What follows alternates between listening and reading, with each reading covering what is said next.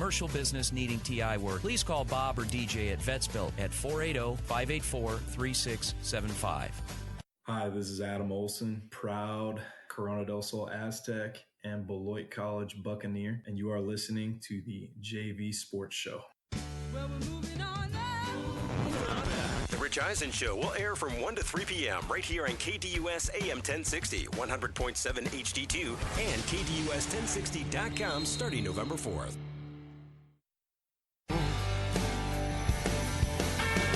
So when Ray Wiley Hubbard sang along to Redneck Mother, any blues I have before James, dawn. what is this? This is a rock show. This is a Southern rock band, Vince, that once you listen to them, you'll be hooked. It's Blackberry hooked, huh? Smoke. I didn't Okay. discover them until a couple years ago, but I tell you, really good stuff. All right, well, anyway. Welcome back to the JV Sports Show. We are here on the second half of our show already. Wow.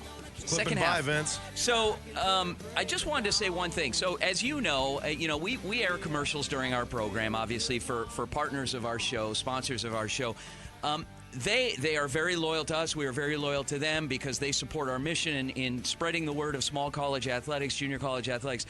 If any business owners want to help support that mission to keep us on the air, by all means, please get in touch with us, and we would love to partner up with you here on the JV Sports Show and maybe do some shows out at your business or just promote what you're doing. Yeah, certainly. Hit us up on Twitter at JV Sports Show, or you can email us directly, just jvsportsshow@gmail.com. That's a great way to reach us as well. Definitely. So, okay, we are joined on the line by Benedictine University Mesa head women's volleyball coach, Sonia Jones. Coach Jones. How's it going? Good morning. A little tongue-tied and twisted here. So how are you? Thank you so much for joining us, and congratulations on all the success that you've had out there at Benedictine. Thanks. I appreciate that.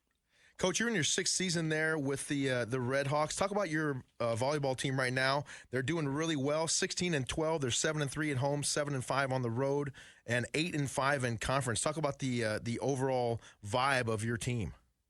Wow. Well, it's been a really tough season all the way from preseason.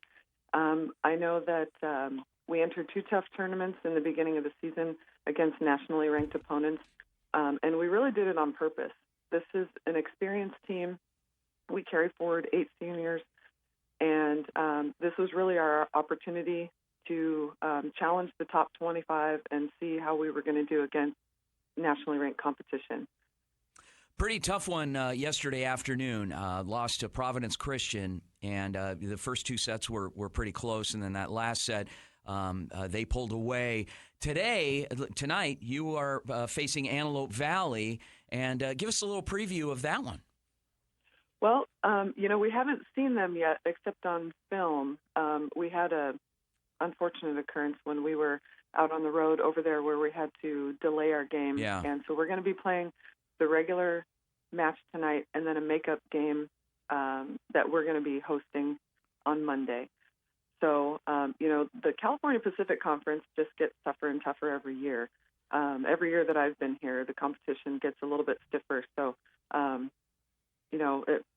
it's just really a matter of how we're preparing and how we are mentally attacking this game and how we're executing on the court. Coach, talk about a few leaders of your team. Who's really carrying the load for the Red Hawks and for your volleyball team? Who are some of your natural leaders? We have some freshmen stepping up into some big roles this season. We've got Brianna Rivera, who's a local product of Perry High School. And we have Brittany Hennig, who's a local product of Cactus High School. And we have Annabelle Somoza serving a setting role, excuse me, and she comes from Patagonia in southern Arizona. Big difference. I'm sorry, Coach. Please finish. Oh, no, sorry about that. And then we returned 2-time Conference Libero of the Year, Caitlin Sammons, who's a senior. Wow. And so, we've got a real diverse representation on the court between freshmen, sophomores, juniors, and seniors. Okay, so a nice blend in classes, so you're not having to completely reload at the end of the season going into next. But my next question, I was going to ask you about the change, the shift in the last few years since you started, 5-6 years ago to now with the stature in the community, the profile of Benedictine and Mesa. I mean, what has the change been in your presence there, and where do you see this thing going?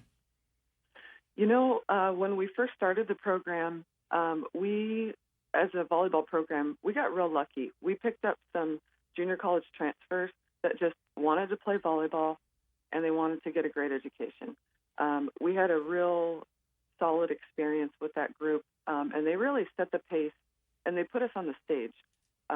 They made Benedictine University's athletics programs known. We saw a lot of success early on, and that was big for us for recruiting in the future. That was big for establishing cultures, and really just dialing in the expectations of women's volleyball. So I think now we are able to be recognized out in the community. We have high school programs coming out to visit us, and our focus has really been on freshmen and longevity in the program with our new recruiting strategies. Coach Jones, you have quite a resume behind you. You were a former firefighter and paramedic. You're on the faculty at Mesa Community College. Yes. You have your bachelor's degree from Grand Canyon University, and then you also have your master's, and you're currently pursuing your PhD. What kind of that's got to be some kind of example that you're setting for your young ladies as far as, hey, you want to get something, you go out and you get it. I've always kind of been like that. My brother made a comment about me not too long ago that when you want something, you just get up and go get it. I also have a husband and 2 beautiful kids at home, and they tolerate my crazy schedule. But yes, I did spend close to a decade in the field as a firefighter paramedic, and my passion is in teaching and learning. And so I've been with Mesa Community College full time since 2007, and I teach in the EMS and fire science program. Who are some of the coaches that help you out there at Benedictine Mesa and really make that program click? Oh, I have an amazing coaching staff. So there's history with our coaching staff. Deb Edwards is my assistant coach, and we have been coaching together since before our stint at Seton Catholic. We actually played against each other in high school. Oh, wow. Yeah, she played for Westwood, and I played at Dobson. And we reconnected at Club Red. She was coaching a team, and I was coaching a team next to each other.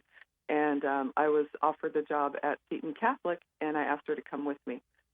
And so she is just a really powerful assistant. We really enjoy working together because we've got very similar philosophies, perspectives, and I have certain things that I bring to the court with coaching attackers and blocking.